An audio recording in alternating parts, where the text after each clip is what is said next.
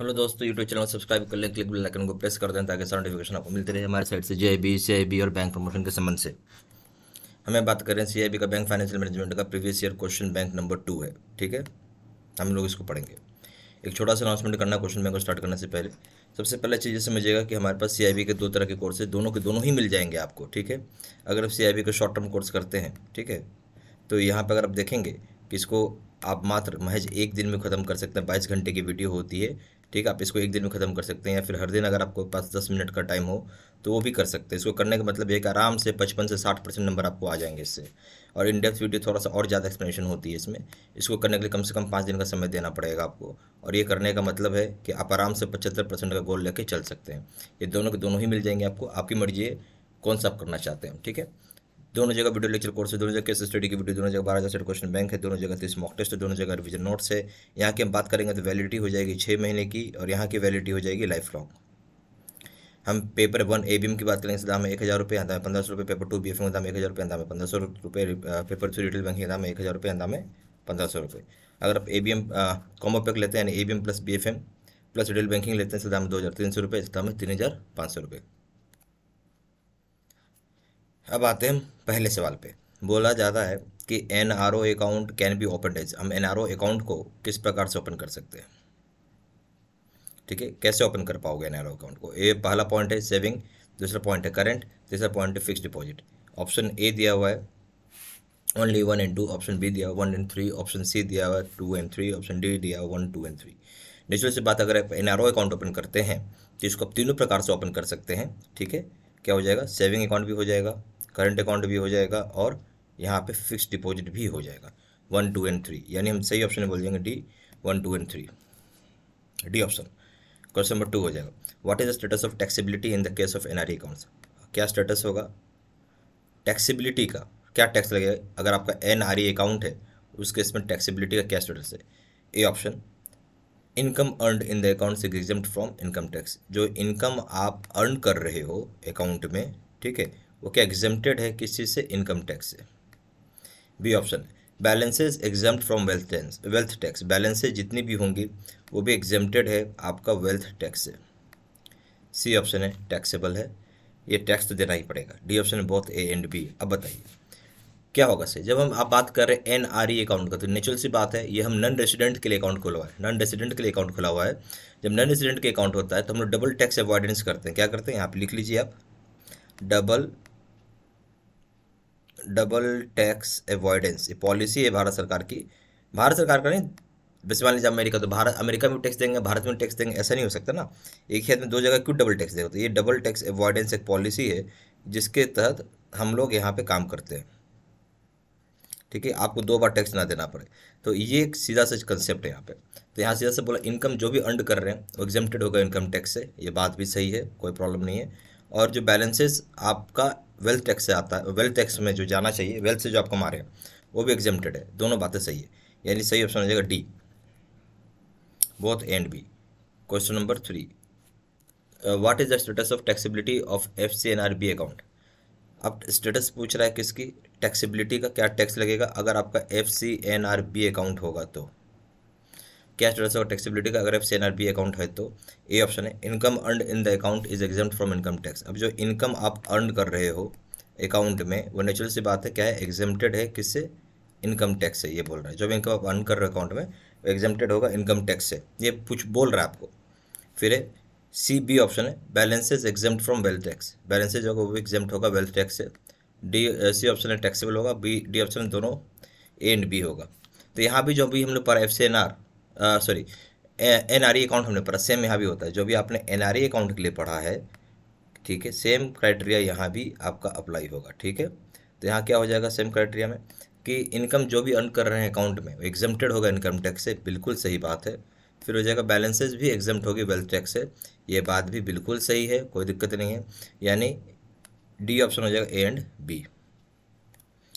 Question number 4 में आइए। अब यहाँ देखिए what is the status of taxability in case of N R O account. अब यह कौन सा अकाउंट है भाई? एन आर ओ अकाउंट है। ये option income earned in the account is exempt from income tax, यानी जो इनकम अर्नड हो रहा है आपके अकाउंट में वो क्या है? एग्जेम्प्टेड होगा from income tax. Income earned from the account is exempted from income tax. B option है balances exempt from wealth tax, balances जो होगी वो एग्जम्प्ट होगा आपका वेल्थ टैक्स से, ठीक है। सी ऑप्शन है टैक्सेबिलिटी, डी ऑप्शन है बोथ ए एंड बी है। तो हम जब स्टेटस की बात करें टैक्सेबिलिटी का क्या स्टेटस होगा एनआरओ अकाउंट में, तो उस केस में जो सही ऑप्शन हो जाएगा आपका कि इनकम जो अर्नड किया है अकाउंट में वो एग्जम्प्ट होगा इनकम टैक्स से, नहीं यहाँ आपको इनकम टैक्स लगेगा, दिस इज़ नॉट करेक्ट, यहाँ आपको इनकम टैक्स लगेगा। सिर्फ बैलेंसेज जो वेल्थ से आप कमाओगे वही एग्जम्प्टेड होगा, जो बैलेंसेज आप सॉरी जो बैलेंसेज आप वेल्थ से कमा रहे हो वो भी एग्जम्प्ट यहाँ पे नहीं होगा, ठीक है। क्या होगा, वो भी एग्जम्प्ट नहीं होगा, यानी दोनों ही चीज़ टैक्सेबल है। जो इनकम आप अर्न कर रहे अकाउंट वो भी टैक्सेबल है, बैलेंसेज जो वेल्थ से कमाओगे वो भी टैक्सेबल है। तो यानी सही बात है सी ऑप्शन हो जाएगा, दोनों ही चीज़ें टैक्सेबल है, ठीक है। Question number 5, can a individual of Bangladesh nationality have an account in India. अब बोलता है कोई इंडिविजुअल है बांग्लादेश का रहने वाला नागरिक है, ठीक है, बोलता है क्या भारत में अकाउंट खोल सकता है। ए ऑप्शन है यस, बी ऑप्शन है yes with prior approval of reserve bank, आपको आरबीआई से अप्रूवल लेना पड़ेगा। सी ऑप्शन है yes if holding a valid visa and valid residential permit issued by F R R O concern, बोलता है अगर आपके पास वैलिड वीज़ा है और वैलिड रेजिडेंशियल परमिट है एफ आर आर ओ से तो आप ले सकते हैं। डी ऑप्शन नो, यानी नहीं खोल सकते। तो अगर कोई भी इंडिविजुअल है बांग्लादेश का, उसका अकाउंट भारत में बिल्कुल ओपन किया जा सकता है, कोई प्रॉब्लम नहीं है, अगर उसके पास प्रॉपर वीज़ा है और प्रॉपर रेजिडेंशियल परमिट है जो कि इशू की जाती है एफ आर ओ और एफ आर आर ओ से, तो आप कर सकते हैं। तो सही ऑप्शन हो जाएगा यस, ठीक है। 5 का सी। क्वेश्चन नंबर 6 है can an individual of Pakistan nationality have an account in India. अब बड़ा इंपॉर्टेंट सवाल है, कोई भी नागरिक जो है पाकिस्तान का है अगर, ठीक है, क्या भारत में अकाउंट खोल सकता है। अब देखिए पाकिस्तान को हम लोग ऐसे भी संदेह की नज़र से देखते हैं, हमारा संबंध अच्छा नहीं है उसके साथ, ठीक है। तो उस केस में हमें ये भी देखना हमारा संबंध किस कंट्री से कॉर्डियल है यानी अच्छा है, पाकिस्तान के साथ सबसे खराब रिलेशन है हमारा। तो ए ऑप्शन दिया है यस खोल सकते हैं, बी ऑप्शन है yes with prior approval of RB reserve bank, आपको आरबीआई से अप्रूवल लेना पड़ेगा खोलने से पहले। सी है yes if holding valid visa and valid residential permit issued by F R R O concert, अगर आपके पास वैलिड वीजा है वैलिड रेजिडेंशियल परमिट है तो F R R O concert से खोल सकते हैं। डी ऑप्शन नो, नहीं।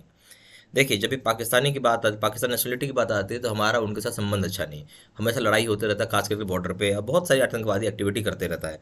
तो इसलिए हम लोग यहाँ पे क्या करेंगे कि यहाँ पे नेचुरल सी बात है कि आपको रिजर्व बैंक की अप्रूवल लगेगी ही लगेगी, आपको खोलने से पहले रिजर्व बैंक की अप्रूवल चाहिए चाहिए। सही ऑप्शन हो जाएगा बी, बिना इसके आप नहीं खोल सकते हैं, ठीक है। Question number 7, who can open EEFC account. अब बोलता कौन यहाँ ओपन कर सकता है या कौन यहाँ ओपन कर सकता है EEFC अकाउंट। पहला है इंडिविजुअल्स, दूसरा है कंपनी, तीसरा है all category of foreign exchange earners, ठीक है। तो यहाँ पे हो जाएगा A option only 1 and 2, B option है ओनली 1 एंड 3, सी ऑप्शन है 2 एंड 3, डी ऑप्शन 1 2 एंड 3। देखिए जब हम बात करें EEFC का तो सारे के सारे इंडिविजुअल खोल सकते हैं इसमें, बिल्कुल सही बात है, यानी बेसिकली एक्सपोर्ट अर्नर अकाउंट है ये, ठीक है, export earner foreign currency account है। तो इंडिविजुअल सारे खोल सकते हैं, कंपनीज भी खोल सकते हैं, सारी कैटेगरीज के फॉरेन एक्सचेंज अर्नर्स भी ले सकते हैं, यानी सही ऑप्शन हो जाएगा डी, सारे के सारे लोग कर सकते हैं। क्वेश्चन नंबर 8 है how much can be credited into an EEFC account. हम हाउ मच कितना हम क्रेडिट कर सकते हैं आपका EEFC अकाउंट में। ए ऑप्शन है 50% foreign exchange earnings, B option 75% foreign exchange earnings, C option 100% foreign exchange earnings, D option है 100% foreign exchange earnings provided the sum total of the accruals in the account during a calendar month should be converted into rupees on or before the last day of the succeeding calendar month after adjusting for utilization of the balances for approved purposes or forward commitments। तो बोलते हैं how much हम create कर सकते हैं EEFC account में। तो इस केस में जो सही ऑप्शन हो जाएगा वो हो जाएगा क्या, डी हो जाएगा, यानी 100% हम फॉरेन एक्सचेंज अर्निंग को जो यहाँ देख रहे होंगे 100% फॉरेन एक्सचेंज अर्निंग को हम कर सकते हैं, क्रिएट कर सकते हैं EEFC अकाउंट में।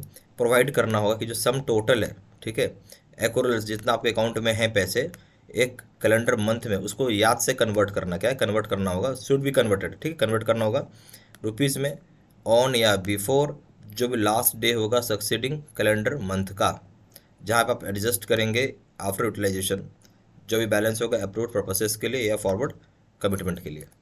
सही ऑप्शन हो जाएगा डी। क्वेश्चन नंबर 9 है what are the permissible credits in the EEFC account. अब बोलता है क्या परमिसेबल क्रेडिट है EEFC अकाउंट में, ये पूछ रहा है। क्या है, परमिसेबल क्रेडिट होगा आपका EEFC अकाउंट में, ये पूछ रहा आपसे। पहला ऑप्शन है, पहला पॉइंट है inward remittance should through normal banking, बोलते इनवर्ड रेमिटेंस जो होगा नॉर्मल बैंकिंग के थ्रू होना चाहिए। बी, और दूसरा पॉइंट दिया है advance remittance received by an exporter, जो एडवांस रेमिटेंस पैसा यानी एडवांस पैसा जो मिलता है एक्सपोर्टर को वो। सी, तीसरा पॉइंट है payment received for export of goods and services from India, जो पेमेंट आपको रिसीव होता है गुड्स और सर्विसेज जो आप एक्सपोर्ट करते हैं, क्या होगा इसमें, सवाल ये था। पहला ऑप्शन 1 एंड 2, दूसरा ऑप्शन है 1 एंड 3, तीसरा ऑप्शन है only 2 and 3, D option 1, 2 and 3। देखिए क्या आप क्रिएट कर सकते हैं, क्या पैसा आप जमा कर सकते हो EEFC अकाउंट में, सवाल ये था। ठीक है, हम क्या पैसा EEFC अकाउंट में डाल सकते हैं exchange earners foreign currency account में। देखिए पहला तो चीज़ है कि आप इनवर्ट रेमिटेंस है जो आना है नॉर्मल बैंकिंग के चैनल थ्रू, वो भी इसमें क्रिएट कर सकते हैं, कोई प्रॉब्लम नहीं है, ये बात भी सही है। फिर एडवांस यानी आपको एडवांस पैसा देते हैं ना लोग कि भाई आप सामान के लिए कुछ पेस्क्यू होता है, जैसे कुछ पैसा टोकन दे दीजिए, एडवांस दे दीजिए, तभी तो हम आपका माल पहुंचाएंगे। तो ये भी जो आपका एडवांस मिल रहा है एक्सपोर्टर को जो रिसीव हो रहा है, ये भी आपके अकाउंट में क्रिएट हो जाएगा। फिर कोई पेमेंट आपको रिसीव हो, कोई सामान को एक्सपोर्ट करते हैं जैसे गुड्स और सर्विसेज को इन फ्रॉम इंडिया, तो ये भी आपका आ जाएगा इसी चीज़ में। तीसरा तो 1, 2 एंड 3 सारे बातें सही हो गई। ठीक है, डी। क्वेश्चन नंबर 10 है any restriction on withdrawal of funds from an EEFC account. अब बोलता है किसी तरह का कोई अगर रेस्ट्रिक्शन है जहाँ विड्रॉल कर रहे हैं फंड्स को किसी भी EEFC अकाउंट में, तो मतलब किस तरह का रेस्ट्रिक्शन जहाँ विड्रॉल करते हैं फंड को EEFC अकाउंट से। तो पहला पॉइंट है no restriction on withdrawal in rupees of funds held in EEFC account. बोलता है किसी तरह कोई रेस्ट्रिक्शन नहीं होता जब हम विड्रॉल करते हैं इन रुपीज़ ऑफ फंड में जो कि हमारा EEFC अकाउंट में होगा, यानी किसी तरह कोई रेस्ट्रिक्शन नहीं है। फिर दूसरा पॉइंट है जो अमाउंट आप विड्रॉ कर रहे हैं रुपीज़ में वो एलिजिबल नहीं होगा कन्वर्जन करने के लिए इनटू फॉरेन करेंसी या for credit of in the account. तो पहला चीज़ क्या, किसी तरह कोई रेस्ट्रिक्शन है विड्रॉल ऑफ फंड्स में EEFC अकाउंट में, तो पहला पॉइंट है आपका किसी तरह का कोई रेस्ट्रिक्शन नहीं डाला गया है, किसी तरह का कोई रेस्ट्रिक्शन नहीं डाला गया है विड्रॉल जहाँ आप करते हैं रुपीज़ ऑफ फंड का। ठीक है, जो आपका EEFC अकाउंट में होगा, तो ये भी बात आपकी सही हो गई।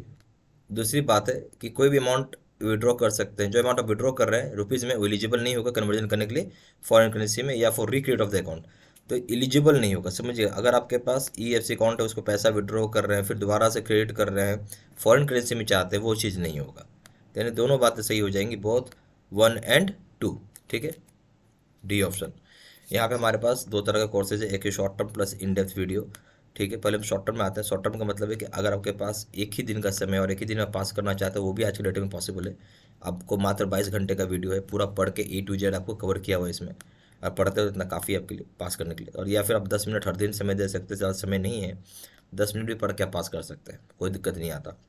आराम से 55% से 60% नंबर इससे लाया जा सकता है। और इन डेप्थ वीडियो करने का मतलब है कि थोड़ा और डिटेल में ज़्यादा एक्सप्लेनेशन के साथ रहता है, तो 5 दिन आपको समय लगेगा इस कोर्स को वाइंड अप करने में, खत्म करने में। ये करने का मतलब 75% नंबर आपको आराम से आ जाएगा।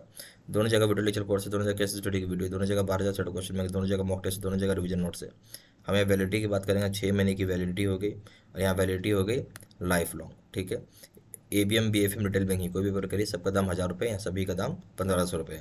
ABM प्लस BFM का दाम 1700 रुपये, यहाँ पे दाम है 2700 रुपये। कॉमो पे करेंगे इसका दाम 2300 रुपये, इसका दाम है 3500 रुपये। ज़्यादा जानकारी के लिए फ़ोन भी कर सकते हैं। फ़ोन नंबर हो जाएगा 4 टाइम्स 9685 दूसरा नंबर 7827546946, या फिर आप वेबसाइट में जाकर डायरेक्टली ऑनलाइन ऑर्डर प्लेस कर सकते हैं। वेबसाइट हो जाएगा www.jbcabstudymaterial.com, ईमेल आई डी हो जाएगा seedsina123@gmail.com। ये सारी इन्फॉर्मेशन मैंने इसी वीडियो के डिस्क्रिप्शन बॉक्स में डाल दिया है। Thank you very much.